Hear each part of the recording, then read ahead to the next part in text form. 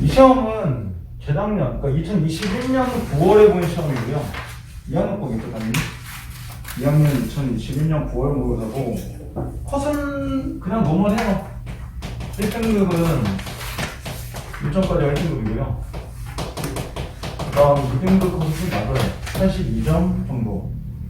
그 다음 3등급이 13점. 그 다음 4등급 자체는 62점. 이 정도 나왔거든요. 4컷이 상당히 낮아요. 그러니까 지금 보면 뚝뚝 떨어지죠. 여기서 보면 이 정도 차이인데, 여기서 점점 벌어지죠. 그죠? 특히 이 사이는 많이 벌어져요, 이제. 실제로 보면. 그러니까 4가 3이 되는 게 생각보다 쉽지가 않아요. 3이 2가 되는 것도 그렇게 쉬운 게 아니고. 왜냐면 만약에 내가 오른다고 치면 이쪽 애들도 올라줄 거니까요. 좀 그런 거고. 전체 오답률이 가장 높은 문제는 14번이에요.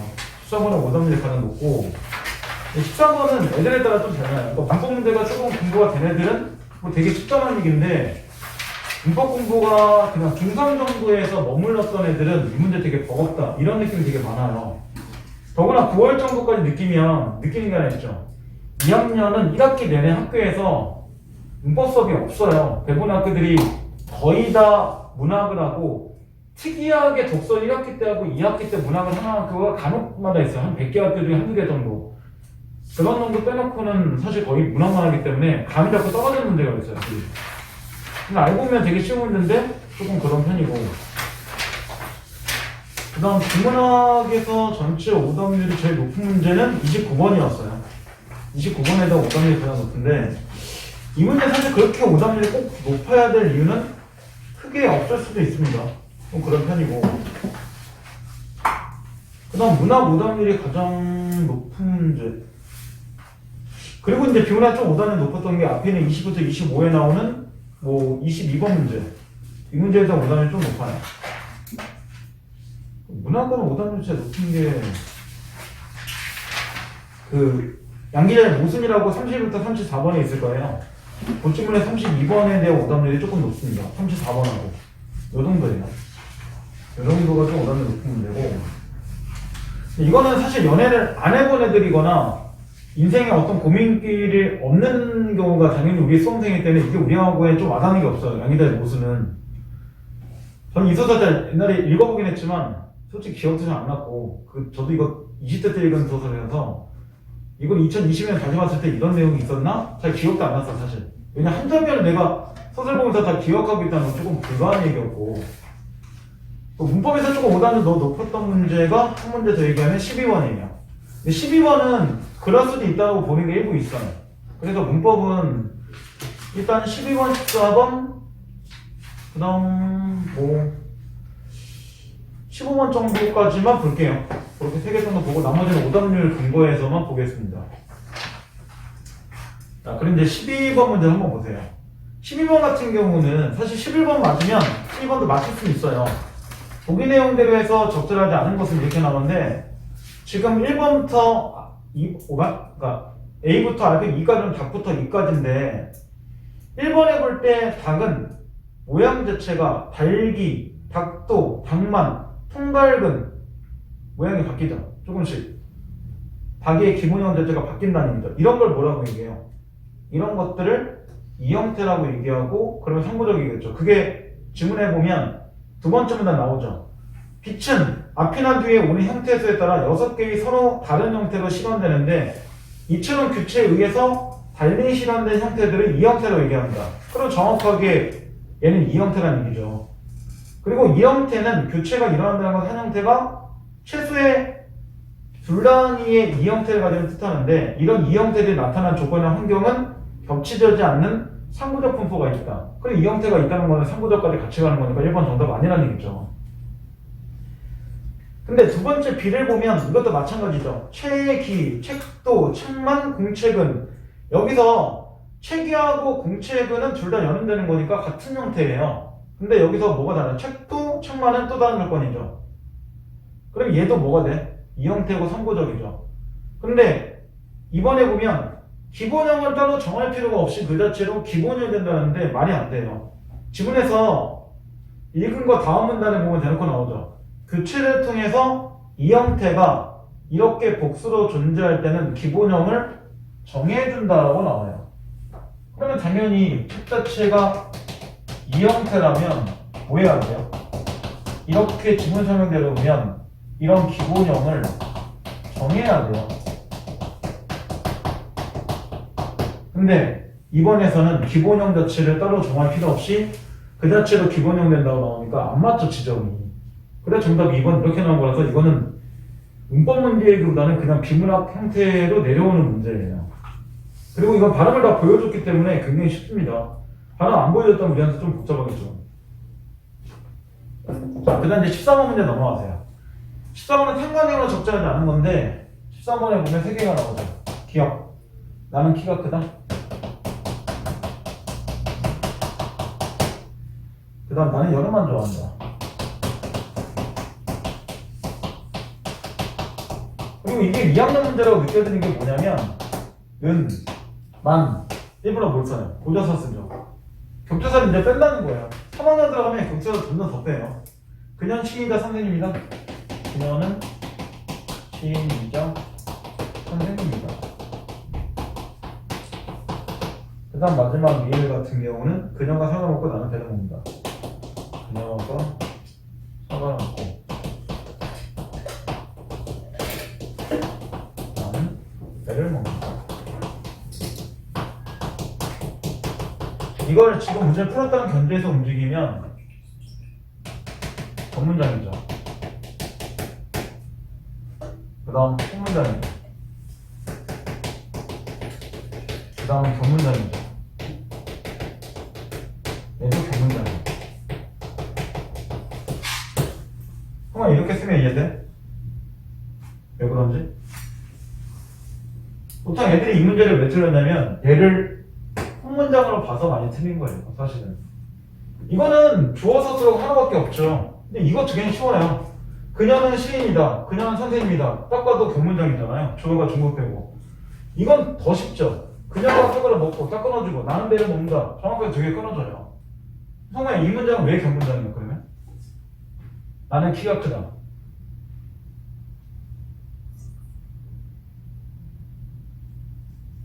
이거 왜 견문장이야? 나는 크다, 키가 크고. 그래요. 그렇게 두 개 나눠주는 거예요. 그러니까 이 문장은 보면 나는 크다.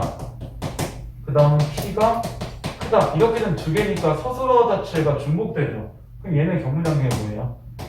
서술자를 아는 문장이 되는 거죠. 얘는 아는 문장이고 얘네들은 이어진 문장이에요. 그리고 이렇게 보면 중학교 때 이걸 배운 학교도 있고 안 배운 학교도 있는데 분명히 절은 뭐예요? 이 절이란 거는 절 자체를 하나의 문장 성분을 봐야죠. 그러면 이 문장에서 얘가 주어가 되는 거고 얘가 전부 다 서술어가 되는 거죠. 하나의 문장이기 때문에 이렇게 가는 거예요. 그러니까 구조가 주어 서술어지 문장 성분이 여기 주어 서술어가 있다라고 얘기하는 게 아니에요. 절대로.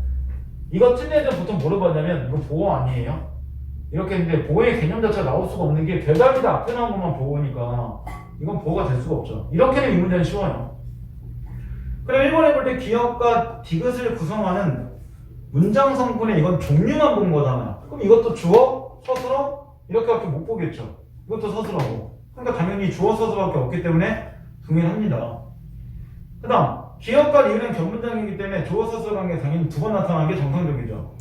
그 다음 세 번째 니은과 디귿에 서술어의 개수는 동일할 수가 없어요. 니은은 서술어가 하나밖에 없는데 디귿 같은 경우는 시인이다, 선생님이다 이렇게 두 개죠. 그러니까 정답 3번 이렇게 나온 거죠.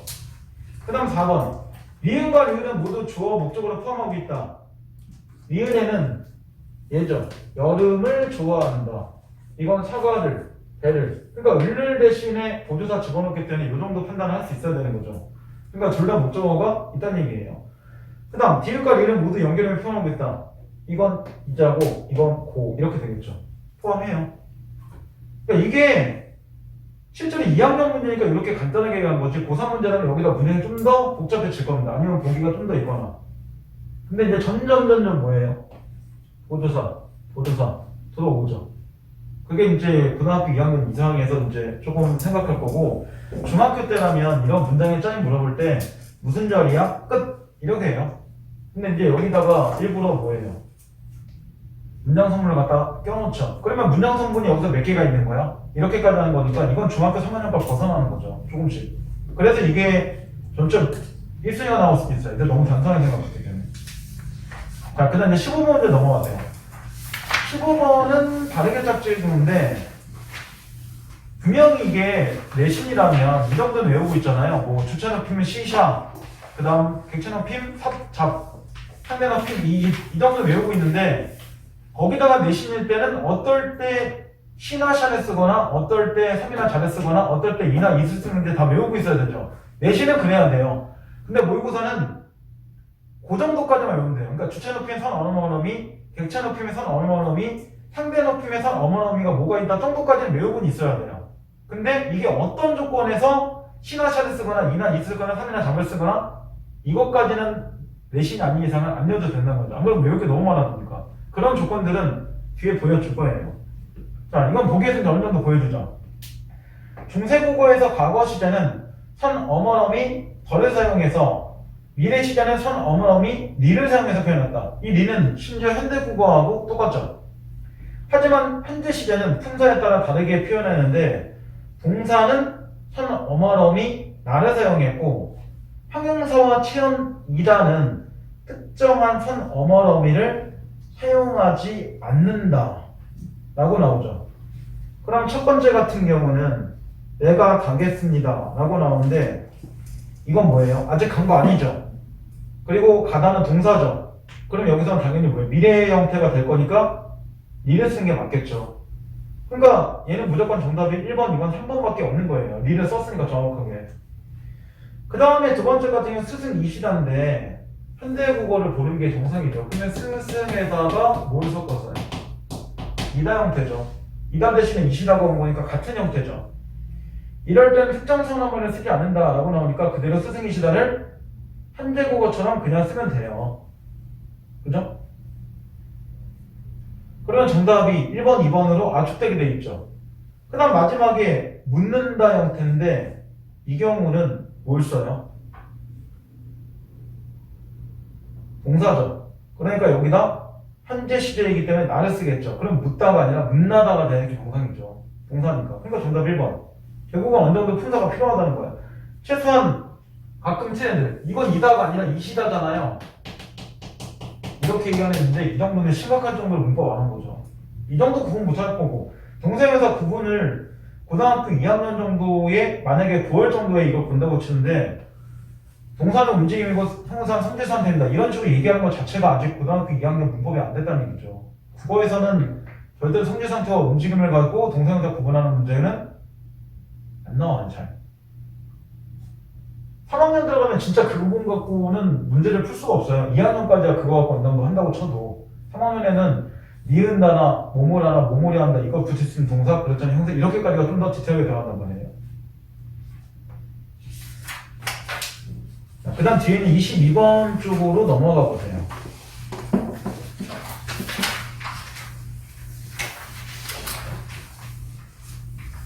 이거 22번은 사실 답을 찾는 게 조금 그렇게 쉽지도 않을 수 있어요. 이거는 이 문단 전체를 한번 볼게요. 왜냐면 가자체가 나올 때 헌법 최고의 규범의 효력이라는 걸 물어보는 건데 반은 결국은 헌법 최고 규범의 효력.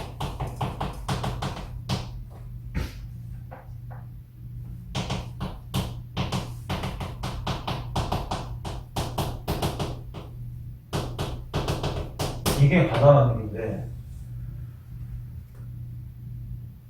이게 이 문단 처음에 한번 보세요. 헌법의 최고 규범성에도 불구하고 헌법은 규범 체계상의 하위에 있는 법 규범과 달리 스스로 보장한다면 안 된다.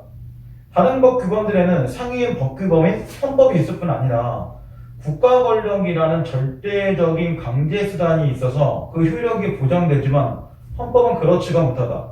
즉 헌법은 국가 권력이 그 효력을 부정하거나 침해할 수 없도록 헌법재판소와 같은 장치를 스스로 마련해서 지니고 있다는 점에서 다른 법규문과는 다른 특징을 갖고 있는데 이것이 바로 헌법의 자기보장성이라고 의미한다.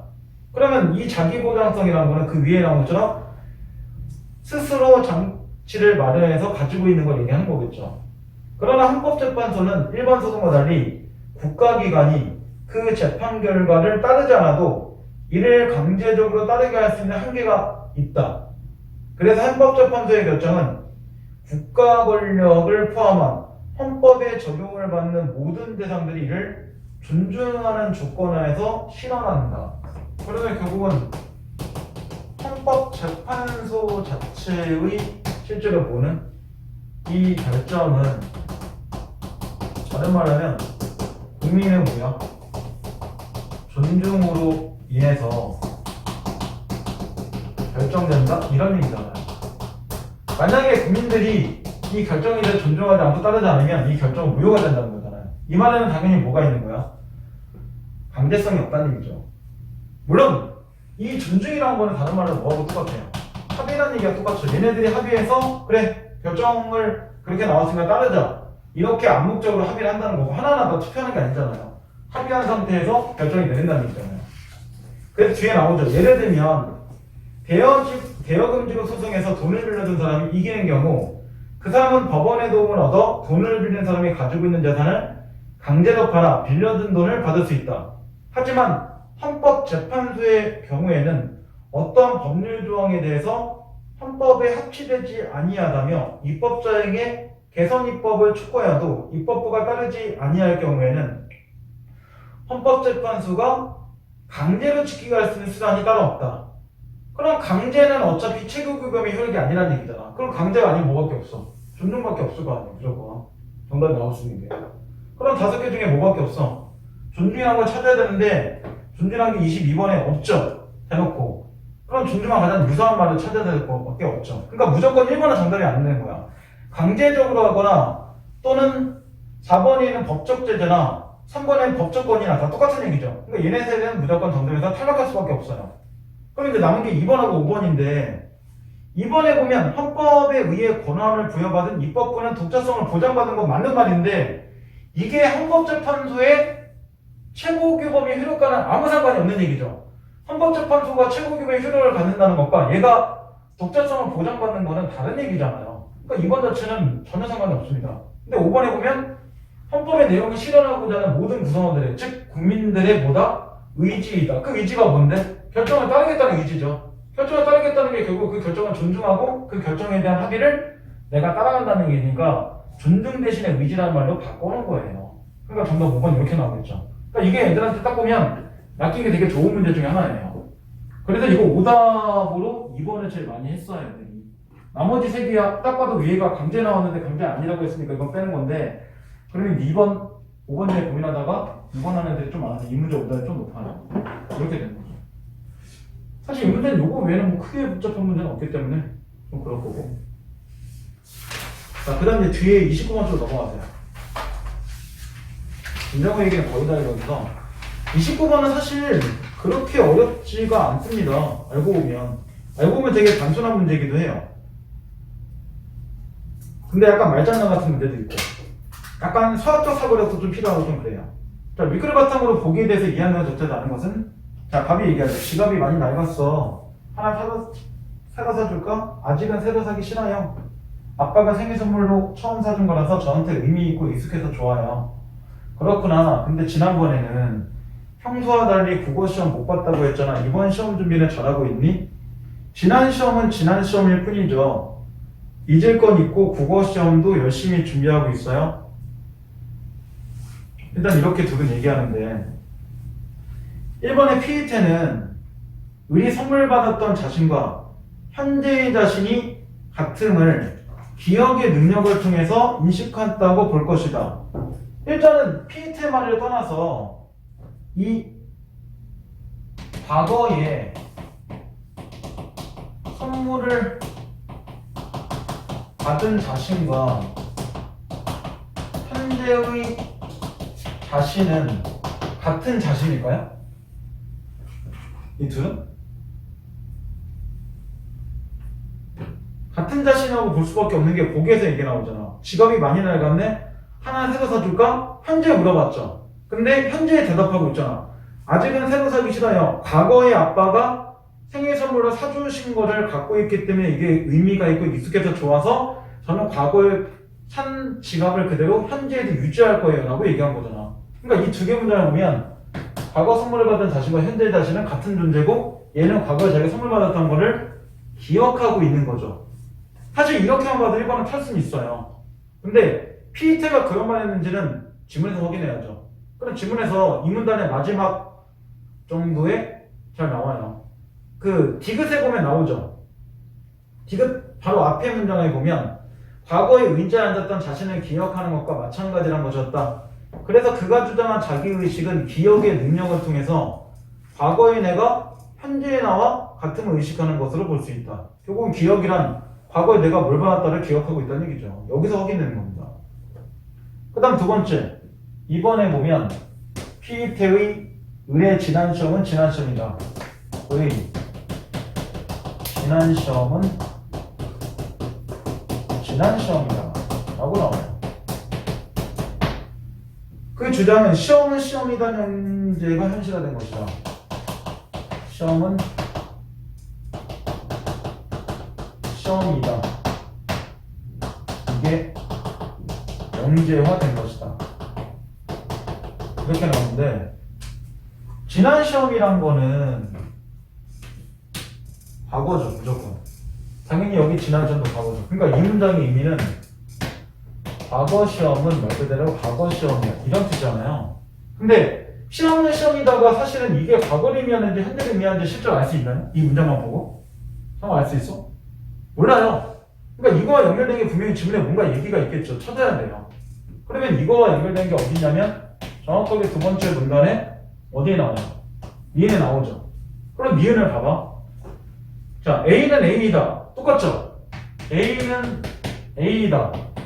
시험은 시험이다와 완전히 같은 문장이에요. 근데 이게 뭐라 나와?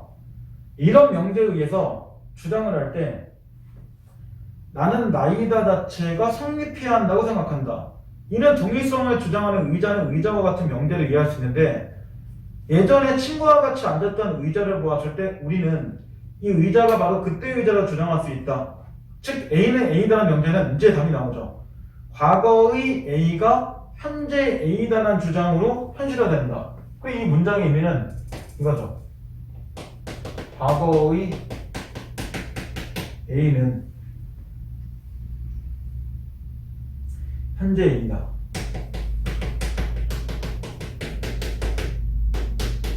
이 문장과 같은 뜻이죠. 그러면 시험이는 시험이다라는 말은 무슨 말과 똑같아요? 이렇게 해야죠. 해석하는 거. 과거의 시험은 현재의 시험이다. 이런 문장입니다. 얘기잖아요. 그러면 지난 시험의 시험이시다가 시험의 시험이다와 같은 형태의 명제 형태가 될 수가 없죠. 그러니까 이렇게 나왔어요. 시험의 시험이다는 과거 시험, 현재 시험이다 이렇게 해석되는 거고 우리말하고 이거는 그냥 과거 일로 끝나는 거니까 같은 거죠. 근데 이게 무슨 말이냐면 이거 굳이 해석해보자면 이런 거겠죠. 의자니까 이게 해석이 가능한 건데 시험은 좀 그렇지만 과거에 봤던 시험은 현재 내가 또다시 봐야 되는 시험이다 뭐 이런 얘기예요. 어떻게 보면. 즉 과거에 봤던 시험 자체를 내가 결과가 안 좋으니까 현재 이런 시험을 잘 봐야겠어 이런 얘기인 거고 이 문장의 의미는 결국 뭐예요? 과거 현재 연결되어 있다는 거고 이거는 과거 현재가 그냥 끝났다는 얘기죠.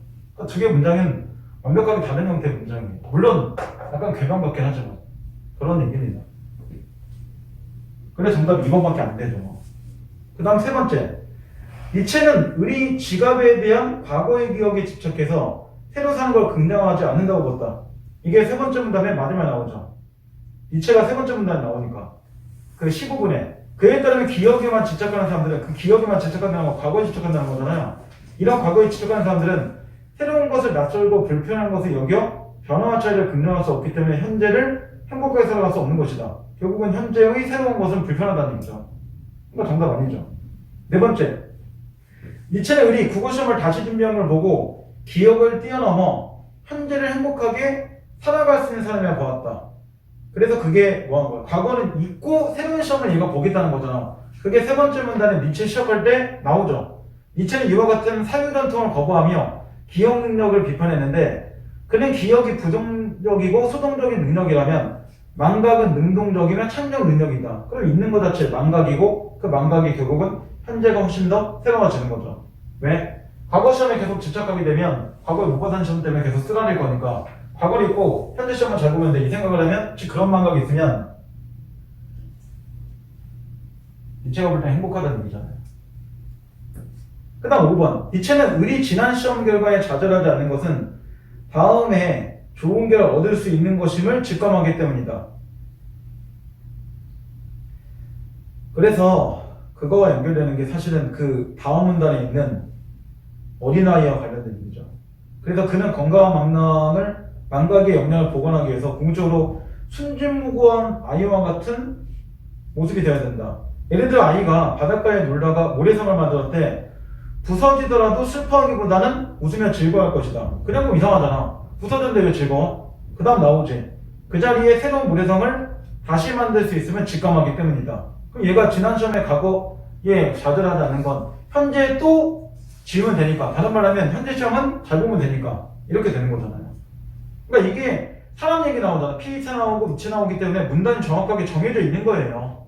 피이체는 무조건 두 번째 문단이고 이체는 세 번째 문단 이후부터이기 때문에 사람 이름 나오면 항상 동남시라는 이유가 그것 때문에 있어요. 그래야지 시간을 줄일 거 아니야. 물론 이거는 2번 자체에서 너무 정확하게 정답이 나오는 것도 있어요. 자, 그 다음 이제 그 모순인데 이거는 34번에 한번 보게 보세요. 이건 34번하고 32번 이렇게 두 개만 풀게요. 자, 작가의 노트를 읽고 있는데 일회천부에서 이 글에 대한 설명으로 적절하지 않은 것은 자, 인간은 누구나 각자 해석한 만큼의 삶을 살아가는데 해석의 폭을 넓히기 위해서는 사전적 정에 만족하지 말고 그 반대여도 함께 들여다보리이다.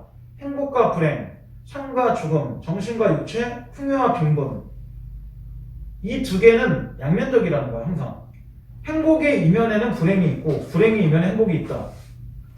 풍요의 뒷면을 들추면 반드시 빈곤이 있고 빈곤의 뒷면에는 우리가 찾지 못한 풍요가 숨어있다. 근데 이게 기억할 게 있어. 한 사람이 풍요와 빈곤을 동시에 갖고 있다는 뜻이 아닐 수도 있어. 왜냐면 빈곤한 사람이 어떻게 풍요할 수 있고 풍요한 사람이 어떻게 빈곤해. 그러니까 결국 누군가는 불행하다면 누군가는 행복할 거고 누군가는 빈곤하다면 누군가는 또 풍요할 거야. 이런 얘기로 해석을 해야 돼요. 근데 이걸 잘못 해석하면 이렇게 해석하라고.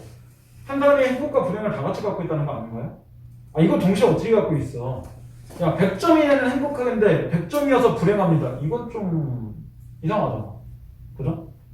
그러니까 이게 우리 세상 자체를 보는 거잖아. 그래서 마지막에 얘기하죠. 세상의 이들이다. 그러니까 한 사람이 아니잖아. 인간에 있는 세상의 모든 일이란 이렇게 모순이 되어 있으며 그 모순을 이해할 때 조금 더 삶의 본질로 가까이 다가갈 수 있는 것이다. 이렇게 이해하는 거예요.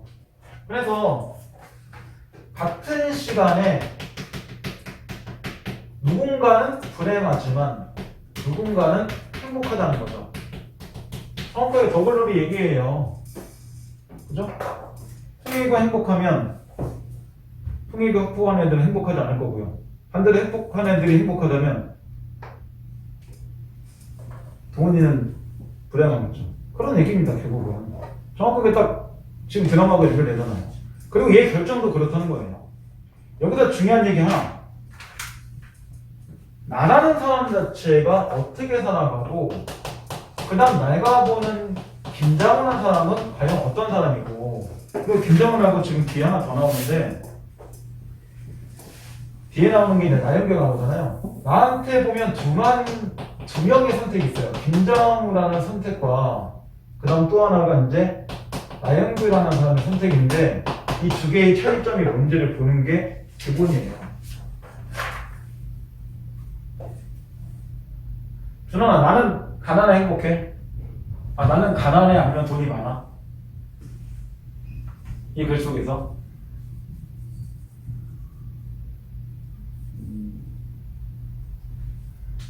맞춰봐야 되니까. 김장훈은 가난할까요? 나연규는 가난할까요? 이걸 찾는 게 포인트야. 최소한 읽으면 2주 정도는 기억을 해놔.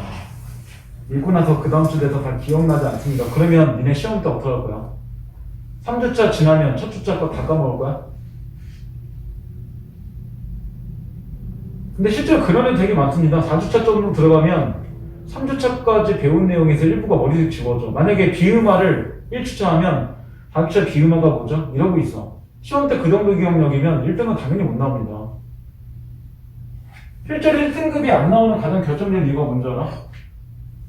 특히 1학기 때는, 1학년 1학기 때는 기억력의 소과야. 내신할 때 배웠던 거는 당연히 문제를 풀면서 머릿속에 잡아놔야 되는데 실제 학기 시험이 비음화, 유음화 나올 때 발음이 안 나오잖아요. 그죠? 근데 그거 자체가 교과서 나온 것도 기본적인 발음이 안 될 정도면 답이 안 나오죠. 이게 그런 얘기가 비슷해요. 왜냐면 수능 출제자들은 수능 특강 자체를 낸다면 어쨌든 얘네들이 이거는 봤던 기억이 있을 거니까라고 생각하고 내는 건데 중요한 건 내 머릿속에 그게 없는 3, 4등급 애들은 성적이 툭툭 떨어질 수밖에 없죠. 그러니까 지금 올해 특히 한백구가 느낄 수 있을 거예요. 수능 특강을 샀으니까 작품수 100개 넘어갑니다. 문학만 해도. 기억하는 것 자체가 1등급 애들 정도 빼놓고는 솔직히 이거 배웠는지 안 배웠는지 수능 특강에서 한 건지 아니면 내가 모의고사 한 건지 수업 시간 한 건지 기억나는 게 쉽지 않아요. 만약에 그 100개 넘는 걸 다 한다면. 전체가 비문학까지 하면 거의 250개 가까이 작품이 나올 텐데 그리고 연계는 수능 특강만 연계가 아닙니다. 연계로만 친다면 수능 완성이라는 교재도 연계 교재예요. 그러면 실제로는 니네가 문학 작품만 150개에서 180개 정도가 봐야 된다는 얘기예요. 중요한 건 거기에서 두 지문 나올 거고 나머지는 다른 데 나오겠죠. 50% 연계니까. 그러니까 실제로 연계라는 게 의미가 없어요. 그냥 내년에 수능 특강 보는 이유는 딱 두 가지밖에 없어요. 왜냐면 학원들에서. 첫째, 내신 대비를 보통 수능 특강 갖고 하니까 왜냐면 수시도 보면 내신도 중요하니까. 둘째, 그 교재가 제일 싸니까. 다른 모의고사 시중에 있는 건 전부 다 모의고사 버무린 건데 어차피 별 차이 없잖아요. 그러니까 연계라는 개념에서 안 보는 거나 나으니까 보는 건데 수학이나 영어는 안 보죠. 안 봐요. 왜? 수학은 연계 개념이 숫자가 똑같이 나온다는 얘기가 아니잖아 어차피. 그럼 보는 게 의미가 없죠. 부호도 그래서 비문학은 사실 보는 게 의미가 없어요. 별로. 작년 거 실제로 비문학은 3회 나왔던 게 과학의 그래프 나왔기 때문에 애들이 연계라는 개념 자체를 가질 수가 없어요. 그런 식이면. 아예. 심지어 밀도에 대한 얘기 나왔는데 밀도 부피 같이 나오면 그거 연계라고 얘기해요. 어디가 연계야? 애들이 부피 들어가면 다른 걸 느낄 텐데. 그러니까 이 연계 개념 독서는 상당히 떨어집니다. 이거 김장훈은 처음에 첫 줄에 굉장히 중요한 얘기 나오죠. 형이 경영하던 여행사가 부서지는 걸 두 손으로 늘어뜨리고 지켜보는 고통이 있었대. 그럼 김장훈은 여기서 가난한 인간이에요. 그러니까 문제를 풀면서 푼 다음에 하건 풀 때 하건 둘 중에 하나야. 그 인물 성격은 파악할 수 있어야죠. 최소한 갈등 문제는 해야죠. 머릿속에 못하니까 표시해놔야죠. 좋은 사람 동그라미, 나쁜 사람 X 뭐 이런 식이 되는데 여기는 그럴 게 없어요. 근데 두 번째 문단에 보면 나도 만만치 않았대. 나도 만만치 않았다는 얘기 뭐야? 나도 김장훈 사람처럼 만만치 않았다는 거니까 얘도 가난한 거예요. 똑같이. 이런 거예요 결국은. 둘은 무슨 사이였어? 결혼할 뻔한 사이였죠. 결혼 안 해요 결국은. 이유는 뭐야? 딱 봐도 가난하면 결혼해봤자 계속 가난할 것 같은데 이거 사는 게 의미가 있어? 이렇게 생각한 게 얘라는 거야. 물론 그래도 결혼한 사람도 있죠. 저같이. 그죠? 가난하기 위해서 결혼한 건 아니지만 하면서 점점 가난해지고 있잖아요. 근데 저도 가난해지지 않으려고 발버둥 치는 거잖아요. 그죠?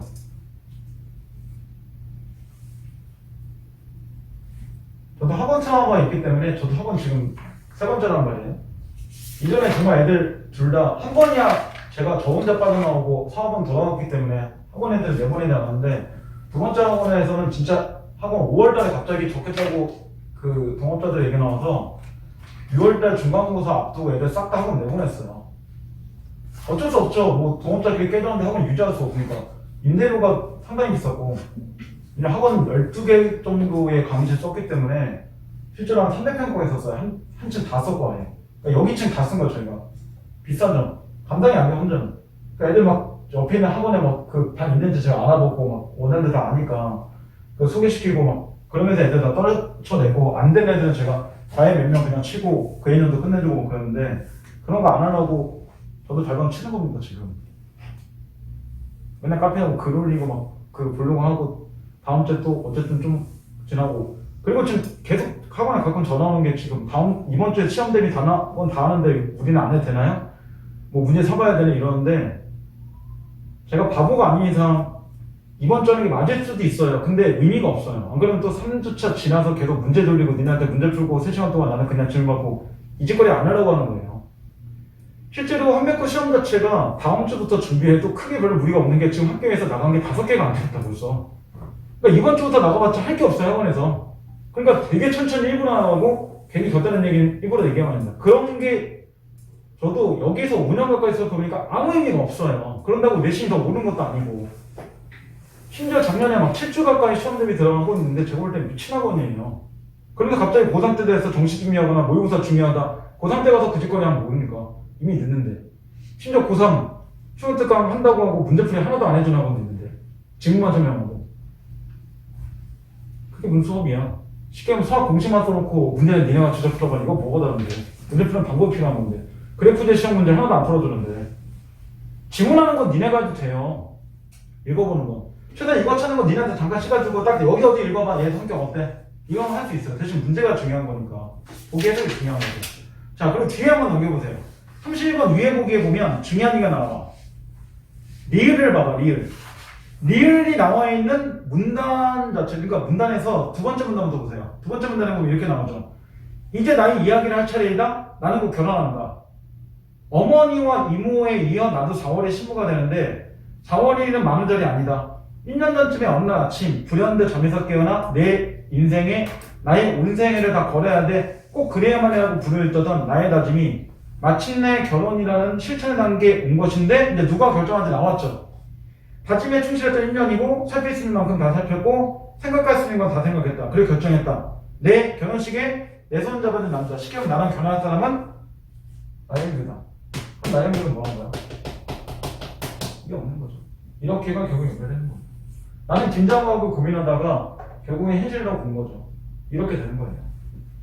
이렇게 일이 됐기 때문에 헤어진 다음 날은 나와 김장우가 됐다. 그렇죠. 둘이 헤어졌으니까.